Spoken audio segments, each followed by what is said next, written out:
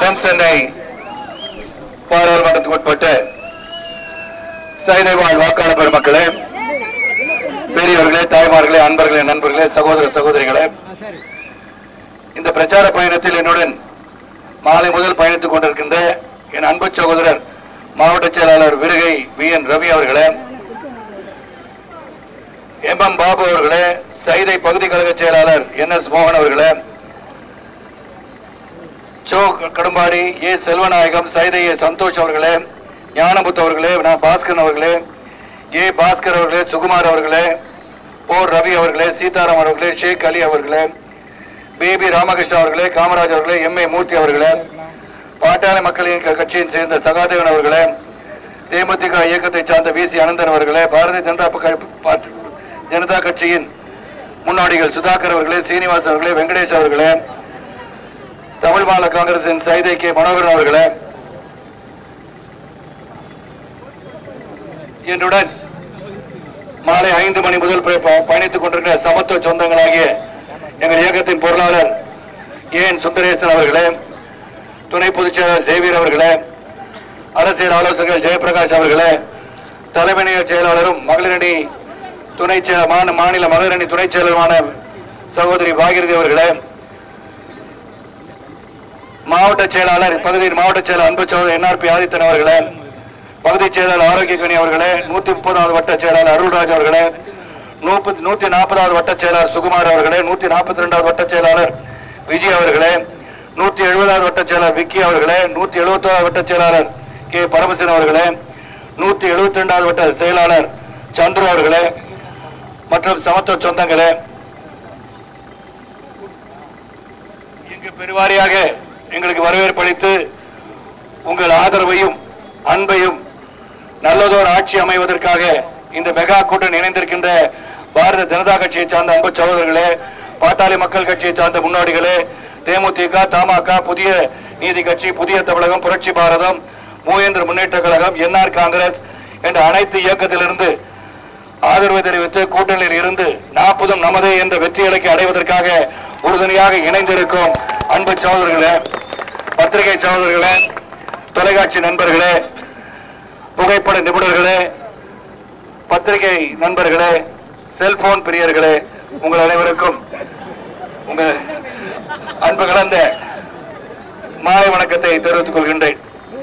சைதாப்பேட்டை எனக்கு புதிதல்ல. சைதாப்பேட்டைக்கு வந்தவுடனே இங்கு நடந்த சம்பவங்கள் எல்லாம் எனக்கு நிழலாடி கொண்டிருக்கின்றன. ஒன்று, இங்கு அம்மா உணவகத்தில் வந்து நான் உணவருந்திய ஒரு நாள்.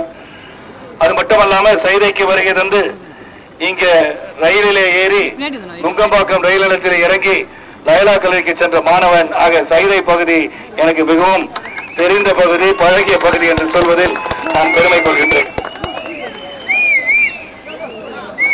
தமிழகத்தில் அமைந்திருக்க கூட்டணி பற்றி முதலில் சொல்லி உங்களுக்கு தெரிந்த கருத்துக்களையும் தெரியாத கருத்துக்களையும் பதிவு செய்து எதற்காக இந்த தேர்தலை நாம் வெற்றி பெற வேண்டும், மத்தியிலே ஒரு சிறந்த ஆட்சி எதற்காக அமைய வேண்டும் என்ற கருத்துக்களை மட்டும் பதிவு செய்து நான் விடைபெற ஆசைப்படுகின்றேன். 2011 தேர்தலில் இருந்து சமத்துவ மக்கள் கட்சி அனைத்து இந்திய அண்ணா திராவிட முன்னேற்ற கழகத்துடன் இன்று வரை பயணித்துக் கொண்டிருப்பதை நான் பெருமையாக கருதுகின்றேன். தனித்து போட்டி என்ற ஒரு எண்ணத்தில் நாங்கள் பயணிக்க துவங்கிய போது கூட 8 ஆண்டுகள் நீங்கள் அனைத்து இந்திய அண்ணா திராவிட முன்னேற்ற கழகத்துடன் புரட்சி தலைவியுடன் பயணித்திருக்கிறீர்கள். இந்த முறை புரட்சி தலைவி இல்லாத ஒரு தேர்தலை சந்திக்க இருக்கின்றோம். அனைவரும் ஒன்று சேர்ந்திருக்கின்றோம். மத்தியிலே சிறந்த ஆட்சி அமைய இருக்கிறது. நீங்களும் எங்களுக்கு ஆதரவு தர வேண்டும் என்று கேட்டவுடனேயே நாங்கள் அதற்கு ஆதரவு தெரிவித்தது ஒரு காரணம், முதல் முக்கிய காரணம் புரட்சி தலைவி அவர்கள்தான் என்பதில் நான் பெருமை கொள்கின்றேன். ஆக சிறந்த ஒரு ஆட்சியாளராக தமிழகத்தில் உள்ள அனைத்து மக்களையும் ஏழை பணக்காரர் என்ற பாகுபாடு இல்லாமல் சமதர்ம சமுதாயத்தை படைத்திட பாகுபாடை களைந்து அனைவரும் சிறப்பாக வாழ வேண்டும், எல்லாரும் எல்லாமும் பெற வேண்டும் என்ற அடிப்படையிலே மக்களுக்காக நான் என்ற கருத்தை கொண்டு சிறந்த முறையில் ஆட்சி புரிந்தவர் தான் புரட்சி தலைவி என்பதை நாம் என்றாலும் மறக்க முடியாது.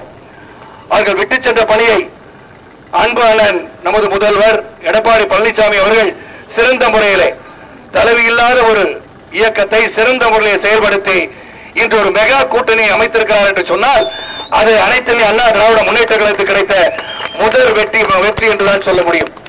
ஆக இந்த கூட்டணியை சந்தர்ப்பாத கூட்டணி என்று எதிர்க்கட்சி தலைவராக சட்டையை கிழித்துக் கொண்டு வந்த ஸ்டாலின் அவர்கள் சொல்லியிருக்கிறார்கள். அந்த சந்தர்ப்ப கூட்டணியை பற்றி அவர்தான் பரிசீலித்துக் கொள்ள வேண்டும். அவர்கள் கூட்டணியில் இருப்பவர்கள் யார் என்று சிந்தித்து பார்க்க வேண்டும்.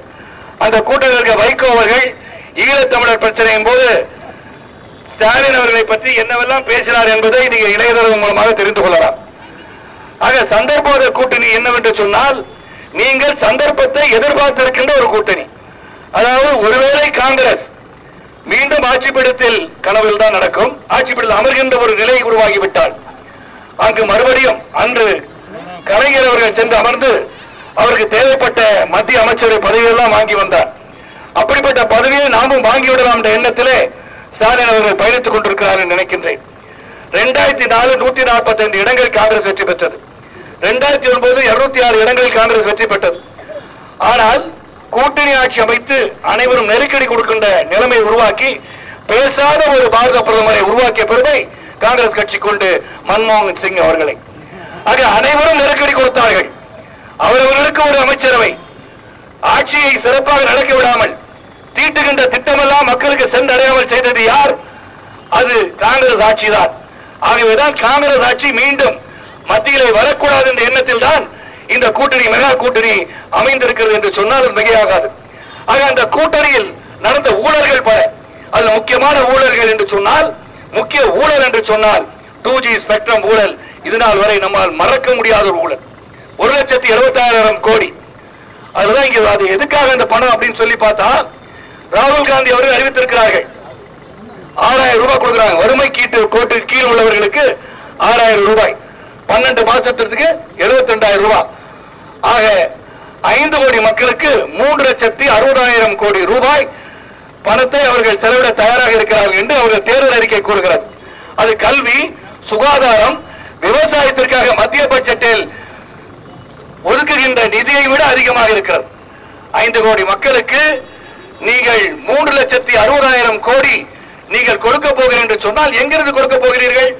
அதை எங்கிருந்து கொடுக்க போகிறார் என்று சொன்னால் 2G ஸ்பெக்ட்ரம் மற்றும் சிறந்த ஊழல்கள் எல்லாம் செய்த திராவிட முன்னேற்ற கழகம் சேர்த்து வைத்திருக்கின்ற பணத்திலிருந்து கொடுப்பதாகத்தான் திட்டத்தை தீட்டியிருக்கிறார் ராகுல் காந்தி என்று சொல்வதை சொல்வதுதான் உண்மை என்று சொல்கின்றேன்.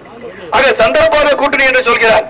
இவர்களை நான் கேட்கின்றேன், நீங்கள் என்ன சாதித்து விட்டீர்கள்? நீங்க இப்ப எப்ப பார்த்தாலும் நீங்க என்ன சொல்றீங்க? இது வாரிசு அரசியல். வாரிசு நீங்க தான் வச்சிருக்கீங்க. உதயநிதி ஸ்டாலின் யாரு? வாரிசு தானே. வாரிசு என்பது தவறில்லை. என் மகன், நான் ஒரு பெரிய முதலாளியா இருந்தா ஒரு நிறுவனத்தை நடத்தி கொண்டிருக்கிறேன் என்று சொன்னால் அந்த நிறுவனத்தை சிறப்பாக நடத்துவதற்கு என் மகன் ஆர்வம் காட்டினால், அவனுக்கு அதுக்கு தகுதி இருந்தால், ஆற்றல் இருந்தால், திறமை இருந்தால் நிச்சயமாக அதை நடத்துவதற்கு என்ன தவறு? அதை செய்வதற்கு தவறில்லை. அப்படி பார்த்தா எல்லாரும் தான் வாரிசு. அப்ப வாரிசே இருக்கக்கூடாதா? அந்த காலத்து மகாராஜாக்கள் எல்லாம் வாரிசை தேடி அழைத்தார்களே, எதற்காக வாரிசு? குடிமகன் யாராச்சும் ஆட்சிப்பீடத்தில் அமர்த்திருக்கலாமே. ஆக வாரிசு எப்ப இருக்கக்கூடாதுன்னா, தகுதி இல்லாதவர்களை அமர்த்த விடக்கூடாது. தகுதி இருந்து உழைப்பு இருந்தால் அவர்கள் நிச்சயமாக அவர்கள் வருவதற்கு உங்களை போல் என்னை போல் வருவதற்கு வாய்ப்பளிக்க வேண்டும் என்பதனுடைய கருத்து என்பதை நான் தெரிவித்துக் கொள்கின்றேன். இங்க நான் சொல்ல வேண்டியது என்ன, முக்கியமாக நான் சொல்ல வேண்டியது என்னன்னா, இங்கே 90 வேட்பாளர் ஜெயவர்தனை பற்றி பேச வேண்டும். படித்தவர், பண்புள்ளவர், மருத்துவர், இந்த தொகுதிக்காக பாடுபட்டிருக்கிறார்கள். பாராளுமன்றத்தில் குரல் ஒலித்துக் கொண்டே இருந்திருக்கிறது. ஆக இந்த தொகுதியை பற்றி, தொகுதியை சேர்ந்த மக்களுக்கு என்ன தேவைப்படுகிறது, சிப்பேட்டை தடுத்து நிறுத்திருக்கிறார் என்று சொன்னாலே இது மிகப்பெரிய ஒரு விஷயம். சிப்பேட்ல தான் நீங்க பாத்தீங்கன்னா மிகப்பெரிய ஆராய்ச்சிகளாக நடக்கின்ற இடம். அதை மாற்ற வேண்டும் என்று சொன்ன உடனேயே பாராளுமன்றத்தில் பேசி, அந்த நிர்வாகத்திடம் பேசி, அதை இங்கே இருக்க வேண்டும் என்று சொல்லிய பெருமை உங்கள் வேட்பாளராக இங்கு நின்று கொண்டிருக்கிற ஜெயவர்தனை சாரும் என்பதில் நான் பெருமை கொள்கின்றேன். ஆக தமிழகத்தில் ஒரு கூட்டணி, சிறந்த கூட்டணி. இந்த 2 ஆண்டுகள் புரட்சித் தலைவர் இல்லாத 2 ஆண்டுகளை நீங்கள் சிந்தித்து பார்க்க வேண்டும். ஒரு மாலுமியிலிருந்து கப்பலை சீர்படுத்தி சிறப்பாக வழிநடத்தி இருக்கிறார் என்று சொன்னால் நமது முதலமைச்சர் எடப்பாடி பழனிசாமி அவர்களை நாம் பாராட்ட வேண்டும். இந்த சிறந்த கூட்டணியை உருவாக்குவதற்கு ஒருங்கிணைப்பாளராக அனைத்து அண்ணா திராவிட முன்னேற்ற கழகத்தின் ஒருங்கிணைப்பாளர்கள் செயல்பட்டு சிறந்த கூட்டணியை உருவாக்கின்ற ஓபிஎஸ் அவர்களை சொல்ல வேண்டும். ஆக ஒற்றுமையாக இருந்து பல்வேறு கருத்துக்கள் கொண்ட இயக்கம் எல்லாம் ஒன்று சேர்ந்திருக்கின்ற கூட்டணியிலே கொள்கை அடிப்படையிலே, கோட்பாடு அடிப்படையிலே, தங்கள் கருத்துக்களின் அடிப்படையிலே பல்வேறு கருத்துக்களை பதிவு செய்கின்றவர்களெல்லாம் ஒன்று சேர்ந்திருக்கிறார்கள் என்று சொன்னால் அதுக்கு ஒரே ஒரு காரணம் தான், மத்தியிலே ஒரு வலிமையான ஆட்சி அமைய வேண்டும். தொங்கு பாராளம் இன்றாமல் சிறந்த ஒரு ஆட்சி அமைய வேண்டும் என்று சொன்னால் அது பாரதிய ஜனதா கட்சியின் பாரத பிரதமராக திகழ்ந்து கொண்டிருக்கின்ற மோடி அவர்களால் தான் சிறந்த ஒரு ஆட்சியை உருவாக்க முடியும் என்பதை தெல்ல தெளிவாக எடுத்துரைப்பதுதான் இந்த மெகா கூட்டணி. புல்வாமா பத்தி உங்களுக்கு தெரியும், பயங்கர தாக்குதல் உடனடியாக நம்ம தாக்கி இருக்கின்றோம். ஆக நாடு இருக்கின்ற சூழலிலே மக்கள் சிறப்பாக இருக்க வேண்டும் என்றால் நல்ல ஆட்சி வர வேண்டும், பாதுகாப்பாக இருக்க வேண்டும் என்றால் நல்ல ஆட்சி இருக்க வேண்டும். நல்ல ஆட்சி இருக்க வேண்டும் என்றால் அது கூட்டணி ஆட்சிகள் இல்லாமல் ஒருவர் சிறந்த ஒரு மெஜாரிட்டியில் ஜெயிக்கும் போதுதான் சிறந்த ஆட்சி அமைக்க முடியும். இல்லாட்டி இந்த காங்கிரஸ் ஆட்சி அமையும் போது எப்படி ஒருவருக்கு ஒருவர் சண்டையிட்டுக் கொண்டு மந்திரி பதவிக்காக அடித்துக் கொண்டிருந்தார்களோ அப்படித்தான் நடக்கும். இங்கே ஒன்றை சொல்ல வேண்டும், பெருமையுடன் சொல்ல வேண்டும், 50 பாராளுமன்ற உறுப்பினர்கள் மேல் சபையிலும் லோக்சபாவில் இருக்கும் போது 50 பாராளுமன்ற உறுப்பினர் இருக்கும் போதும் மந்திரி பதவியிலே பதவி வைக்காத ஒரு இயக்கம், சுயரமில்லாத ஒரு இயக்கம் அனைத்து இந்திய அண்ணா திராவிட முன்னேற்ற கழகம் என்பதை மனதில் வைத்துக் கொள்ள வேண்டும். ஆக சிறந்த ஒரு இயக்கமாக புரட்சி தலைவி அவர்கள் விட்டுச் சென்ற பணிகள் எல்லாம் நிறைவேற்றுவதற்காக மத்தியிலும் மாநிலத்திலும் சிறந்த ஆட்சி நடைபெறுவதற்காக இங்கு நமது வேட்பாளர், உங்கள் வேட்பாளர், அனைத்து இந்திய அண்ணா திராவிட முன்னேற்ற கழகத்தின் வேட்பாளர், உங்கள் அனைவரின் ஆதரவு பெற்ற வேட்பாளர், பாரதிய ஜனதா கட்சியின் ஆதரவு பெற்ற வேட்பாளர், தேமுதிகவின் ஆதரவு பெற்ற வேட்பாளர், பாமகவின் ஆதரவு பெற்ற வேட்பாளர், தமாகவின் ஆதரவு பெற்ற வேட்பாளர், புதிய தமிழகம், புதிய நீதி கட்சி, புதிய புரட்சி பாரதம், சமத்துவ மக்கள் கட்சி என்ற அனைத்து கட்சியின், இந்த கூட்டணி சார்ந்த அனைத்து கட்சியின் சகோதர கட்சியின் அனைவரின்